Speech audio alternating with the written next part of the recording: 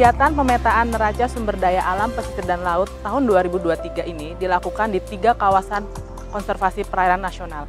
Salah satunya adalah kawasan konservasi perairan nasional Kepulauan Anambas. Kepulauan Anambas memiliki potensi sumber daya alam pesisir dan laut yang cukup tinggi, terutama dari segi terumbu karang. Kegiatan pemetaan neraca sumber daya alam pesisir dan laut telah dilakukan tahun 2021, di mana prototipe dilakukan di Gilimatra pada tahun 2021, tahun 2022 dilakukan di 4 kawasan konservasi yaitu Padaido, Waigeo Barat, Raja Ampat, dan juga Banda, dan tahun 2023 ini dilakukan di 3 kawasan konservasi, Anambas, Kepulauan Aru, dan Pulau Pieh. Survei ini dilakukan secara kolaborasi oleh KKP, yaitu LKKPN Pekanbaru, Wilker Kepulauan Anambas, PTRA, dan PPIT. Survei lapangan dilakukan selama 10 hari, mulai tanggal 3 Juli hingga 12 Juli, yang dibagi menjadi 5 tim untuk area Letung dan Tarempa. Jumlah stasiun sampel yang direncanakan sebanyak 125 titik, di mana setiap satu stasiun sampel itu akan diambil sekitar 5-10 titik sampel. Titik sampel itu akan mengambil data terkait tutupan 3 ekosistem utama pesisir dan laut, yaitu mangrove, terumbu karang, dan lamun. Metode yang kami gunakan untuk pengambilan data mangrove adalah metode titik sampel sesuai dengan SNI nomor 7717 tahun 2020, sedangkan untuk metode pengambilan data terumbu karang dan lamun kami menggunakan metode stop and go. Pemetaan neraca sumber daya pesisir dan laut ini akan digunakan dalam penyusunan Ocean Account nasional, yaitu dalam tahapan pertama, tahapan penyusunan Ocean Asset. Tahapan Ocean Asset merupakan tahapan utama dari penyusunan Ocean Account yang kemudian akan digunakan oleh tim penilai sumber daya alam pesisir dan laut, yaitu KKP dan DJKN, untuk melakukan penilaian ekonomi dan lingkungan.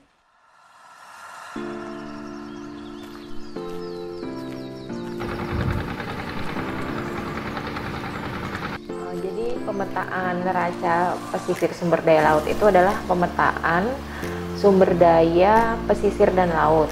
Di sini kita memetakan luasan atau lokasi dan sebaran terumbu karang, mangrove, dan lamun. Jadi bagaimana pemetaannya neraca ini, kita membandingkan 2 waktu. Jadi namanya neraca, misalnya kita bandingkan di tahun 2017 dan tahun 2023. Seperti apa misalnya luasan dan lokasi terumbu karang dan mangrove, apakah bertambah atau berkurang. Seperti itu jadi pemetaan neraca sumber daya alam pesisir dan laut. Kebijakan Ocean Account itu ada 7 akun atau 7 account gitu ya. Nah, pemetaan neraca ini ada di akun 1 atau di account 1, yaitu Ocean Asset. Nah, Ocean Asset ini itu tadi memetakan luasan. Nah, dari luasan yang dilakukan BIG pemetaannya ini kemudian akan dilakukan di akun 2, 3, 4 sebagai dasar masukan untuk akun 2, 3, dan 4. Nah, akun 2 itu adalah flow to environment. Kemudian akun 3 itu adalah flow to economy, dan akun 4 adalah the ocean economy. Jadi flow to environment ini adalah bagaimana perubahan luasan terumbu karang ini berpengaruh pada perubahan lingkungan. Jadi flow to economy environment-nya, misalnya ada penebangan mangrove, bagaimana flow to environment-nya, bagaimana pengaruhnya terhadap lingkungan. Dan flow to economy sama the ocean economy itu adalah misalnya perubahan terumbu karang atau mangrove itu bagaimana dihitung secara rupiah. Misalnya dengan ditebangnya mangrove itu keuntungan rupiah berapa atau kerugiannya berapa, itu flow to economy. Jadi dihitung besaran rupiahnya. Selanjutnya untuk di akun 6 dan 7 ini adalah combined presentation dan ocean wealth. ini adalah tata kelola, bagaimana tata kelola untuk mengelola ocean account itu menjadi berlanjutan gitu kan. Itu nanti di KKP ada dan di Bappenas.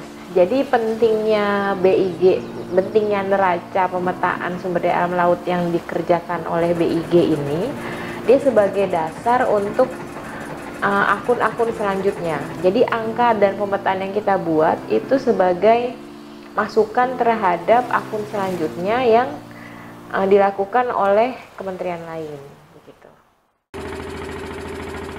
Kawasan Konservasi Kepulauan Anambas merupakan wilayah kepulauan yang terdiri dari gugusan pulau-pulau kecil yang tersebar dari 254 pulau. Neraca sumber daya laut ini bermanfaat bagi kami untuk mengetahui nilai sumber daya yang ada di kawasan konservasi perairan tentunya, dan secara umum di wilayah laut Indonesia. Dengan menghitung neraca sumber daya laut ini, tentunya kita dapat menghitung nilai ekosistem, baik itu terumbu karang, lamun, mangrove, serta nilai potensi perikanan yang ada di laut itu sendiri. Selanjutnya, dengan pengumpulan data ini, kita berharap nilai pemanfaatan bagi masyarakat dan pengelolaan ruang laut nantinya lebih terarah dan lebih berkesinambungan secara berkelanjutan. Nah, tentunya dengan kolaborasi dari Badan Informasi Geospasial, BPS, Direktorat Jenderal Kekayaan Negara, dan beberapa stakeholder lainnya, tentunya data ini akan menjadi data bersama yang dapat digunakan secara nasional, sehingga sangat bermanfaat bagi pemerintahan Kabupaten Kepulauan Anambas, Provinsi Kepulauan Riau, dan juga negara Republik Indonesia secara umum.